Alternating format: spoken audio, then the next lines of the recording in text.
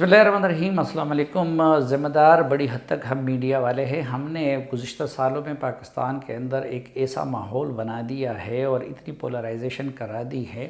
कि पाकिस्तानी अवाम के सोचने समझने की सलाहियत तकरीबन सलब कर दी है। हम लोग दलील की बुनियाद पर और मंतिक की बुनियाद पर न किसी के किरदार को जांचते हैं, न किसी के अमल को जांचते हैं, और जो डुगडुगी बजा लेता है तो हम उसके पीछे चल पड़ते हैं। हम मुख्तलिफ तासुबात के दायरों में बंद हो गए हैं और जब सोचते भी हैं तो उन तासुबात के ऐनक लगा के हम सोचते हैं। मसलन इमरान खान साहब ने इन दिनों अपना एक चूरन बेचना शुरू कर दिया है कि उन्हें अमरीकी साजिश के तहत इक़्तिदार से निकाला गया। हालांकि एक कॉमन सेंस की बात है कि वो आज तक 10 इक़दामात भी नहीं बता सके, 2-3 भी नहीं बता सके जो उन्होंने अमरीकी मफादात के ख़िलाफ़ किए हों। बल्कि हम जैसे लोगों का तो शुरू दिन से ये नुक्ता नज़र रहा है कि शायद उन्होंने जो कुछ किया वो अमरीकियों ही को सूट करते थे। मसलन अमरीका का इस रीजन से में जो मफाद था वो अफ़गानिस्तान के तनाज़ुर में था। अफ़गानिस्तान से वो जिस तरह इनखला चाहते थे, इमरान खान की हुकूमत ने उनको फैसिलिटेट किया। इसी तरह दूसरा एजेंडा उनका ये था कि हम कश्मीर के मामले पे इंडिया की ख्वाहिशात को पूरा कर लें। इस दौरान इमरान खान साहब ने ट्रंप को दरमियान में डाला, उन पे एतमाद किया और मकबूजा कश्मीर की हैसियत इंडिया ने तब्दील कर दी और इमरान खान साहब 2-3 दिन के नुमाइशी एहतजाजों के सिवा अक़वाम मुत्तहिदा की एक तकरीर के सिवा कुछ ना कर सके। यूँ आज तक मकबूजा कश्मीर के लोग एक बड़ी जेल में ज़िंदगी गुजार रहे हैं और वो काम जो इंडिया 70 सालों में नहीं कर सका वो इमरान खान के दौर में उसको करने की हिम्मत हुई, क्योंकि उन्होंने कश्मीर उमूर वो अली अमीन गंडापुर और शहरयार अफरीदी जैसे गैर संजीदा लोगों के सपुर्द किए थे। इस वक्त अमेरिका का इस रीजन में नंबर 1 जो एजेंडा है वो चीन है, वो BRI है और वो CPEC है। और वो पाकिस्तान हो या कोई और मुल्क हो, उसको अब चीन के आईने में देखता है। तो चीन ने ये कहा था हमसे कि हम CPEC की तफसीलात IMF और इस जैसे इदारों के साथ शेयर ना करें। इमरान खान साहब की हुकूमत ने वो काम किया और IMF की कंट्री डायरेक्टर रिकॉर्ड पे है कि उनके साथ सारी तफसीलात शेयर की गई हैं। इसी तरह अमेरिका की ख्वाहिश थी कि CPEC पे उस तरह काम ना हो सके जिस तरह की चीनी और पाकिस्तानी क़यादत ने तय किया है। चुनांचे इमरान खान के इक़्तिदार में CPEC को मुतनाज़ा बनाया गया। उनके वज़ीरों ने रज़ाक दाऊद से लेकर मुराद सईद तक सब ने उसके ख़िलाफ़ बयानात दिए और अमलन CPEC पे काम रुक गया था। इस दौरान चीनियों के वीज़ों तक में मुश्किलात पैदा की गई और जो मरहला CPEC का 2019 में शुरू होना था वो शायद अब आगे जाके शुरू हो जाए। तो इस कंटेक्स्ट में देखा जाए तो इनडायरेक्टली तो इमरान खान साहब ने अमेरिका ही की खिदमत की है। फिर हम ये देखते हैं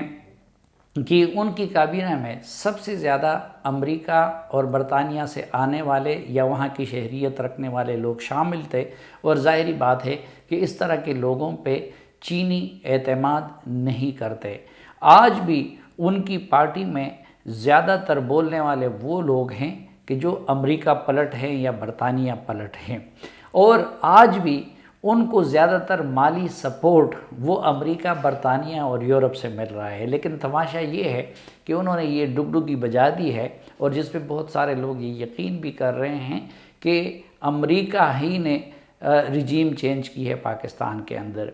वैसे हम इस चीज़ के आदी नहीं हैं कि किसी पे इल्ज़ाम लगाए और किसी की हुब्बुल वतनी को मशकूक बना दे, लेकिन ये मैं पहले भी तफसील बयान कर चुका हूँ और इसके शवाहिद मौजूद है। मोहम्मद अली दुरानी जैसे लोग अल्लाह ज़िंदा रखे वो गवाह हैं कि जब PTI बन रही थी और लाहौर के मॉडल टाउन के E ब्लॉक के एक घर में एक तहरीरी मुआहदे पर भी दस्तखत हुए थे कि जनरल हमीद गुल और इमरान खान में से एक पार्टी के चेयरमैन और दूसरे सदर होंगे। लेकिन इमरान खान साहब मीनवाइल लंदन गए, गोल्डस्मिथ से मिले और जब वापस आए तो उन्होंने जनरल हमीद गुल साहब को अपने से दूर कर दिया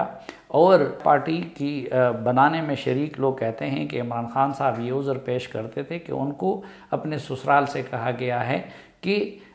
حمید گل کو اپنے قریب نہ آنے دے۔ پھر آگے جا کے ہم نے دیکھا کہ زیک اسمتھ اور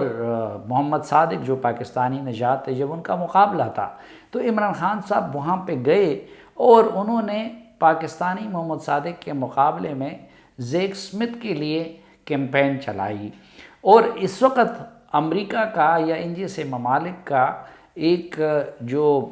ترجیح پاکستان کے حوالے سے یا جو ایک خواہش نظر آتی ہے وہ یہ ہے کہ پاکستان کے اداروں کو بدنام کر کے ایک مینیجڈ کیوس یہاں پہ کریٹ کیا جائے۔ اور ہم دیکھتے ہیں کہ عمران خان صاحب نے پہلے ہماری فوج کو، ہمارے عدلیہ کو اور باقی اداروں کو اپنے لیے استعمال کر کے متنازع اور بدنام کیا، اور اب ان پہ حملہ آور ہو کے وہ ان کو بدنام کر رہے ہیں۔ تو مجموعی طور پر اگر دیکھا جائے تو ایسی کوئی چیز تو نظر نہیں آتی کہ جس میں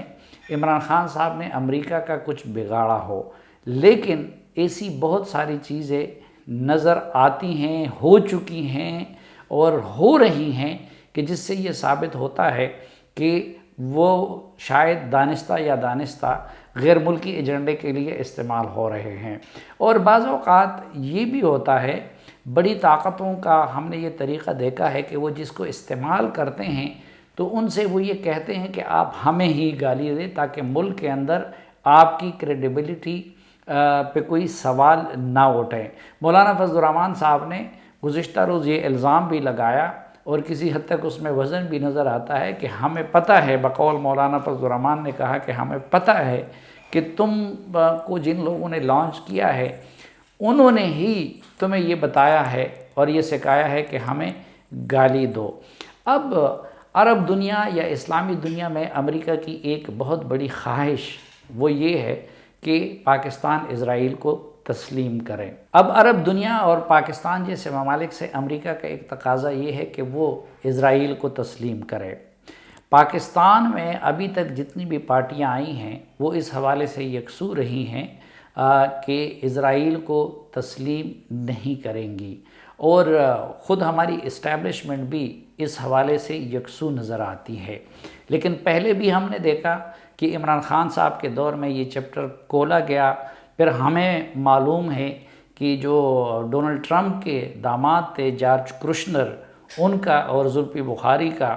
واٹس ایپ پہ آپس میں رابطہ ہوتا تھا، اور عمران خان صاحب نے ہی ان کو کنٹیکٹ پرسن بنا کے ان کے سامنے پیش کیا تھا کہ یہ میرے خاص بندے ہیں۔ پھر ہم نے دیکھا کہ پی ٹی آئی کی ایک MNA نے قومی اسمبلی کے پلیٹ فارم سے ایسی تقریر کی، اور اب آزاد کشمیر کے جو وزیر اعظم ہیں، جو عمران خان صاحب کے ATM بھی ہیں، ان کو کا فرض تو یہ ہونا چاہیے کہ وہ مقبوضہ کشمیر کی آزادی کے لیے بات کرے، اس کے لیے جدوجہد کرے، وہ اس دائرے سے نکلے ہی نہ۔ اور ان کا فرض اولین تو یہ ہونا چاہیے کہ وہ مقبوضہ کشمیر کے مظلوم مسلمانوں کی حمایت میں بولے، لیکن پراسرار طور پر ایسے عالم میں کہ جب عمران خان صاحب امریکی سازش کا چورن بیچ رہے ہیں تو ان کے نامزد کردہ وزیر اعظم آزاد کشمیر اور ان کے ATM ان کی طرف سے اسرائیل کی حمایت میں ایک ویڈیو سامنے آئی ہے۔ آپ ان کی زبانی یہ ویڈیو سنیے اور مجھے دیجیے اجازت۔ آپ نے دیکھیں کہ جب لاسٹ ٹائم ایک ٹی وی انٹرویو کے دوران مجھے ٹی وی اینکر نے یہ کہا اسرائیل کے حوالے سے کہ اسرائیل کو دھڑا دھڑ تسلیم کیا جا رہا ہے، اس موقع پہ میں نے یہ کہا کہ جی یہ بات بالکل ٹھیک ہے کہ ہمیں اس چیز کو دیکھنا بھی چاہیے، اس کے اوپر ڈیبیٹ بھی کرنے میں کوئی حرج نہیں ہے کہ اسرائیل کے تسلیم کرنے کے حوالے سے اسرائیل کے پڑوس میں اور دائیں اور بائیں کے ممالک جو بنیادی طور پہ فلسطینیوں کے حقوق کے حوالے سے چیمپئن بنا کرتے تھے، لیکن پاکستان نے بھی ہمیشہ فلسطینیوں کے حوالے سے صف اول کا رول ادا کیا۔ لیکن ہم نے کہا کہ کسی دروازے کو ویسے بند کرنے سے بعض اوقات نقصانات کے کام زیادہ ہوتے ہیں، اس چیز کو باہر آ کے فیس کرنا، سامنے کھڑے ہونا ज्यादा मौजू होता है। तो मैंने कहा कि इसराइल के तस्लीम करने के हवाले से पाकिस्तान के अंदर आपको खुली डिबेट करनी चाहिए। आपका जो इंटेलेक्ट तबका है वो इसके ऊपर बहस करे कि पाकिस्तान को दुनिया के बदलते हालात के हवाले से, इसराइल के हवाले से, क्या फलस्तीनियों के हवाले से हम बेहतर जदोजहद या बेहतर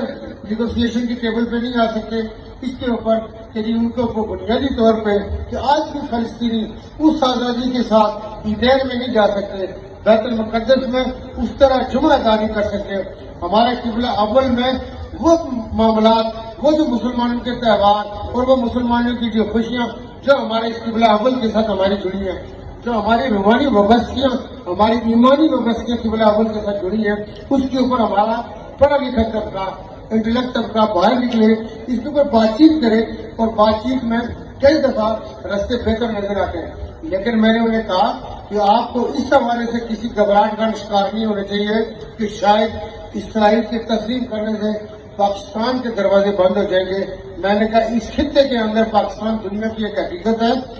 और ऐसी हकीकत है कि पाकिस्तान को बाहर रखे, यहाँ से मैं इन्हें कहा कि कोई रास्ता गुजरता ही नहीं है। पाकिस्तान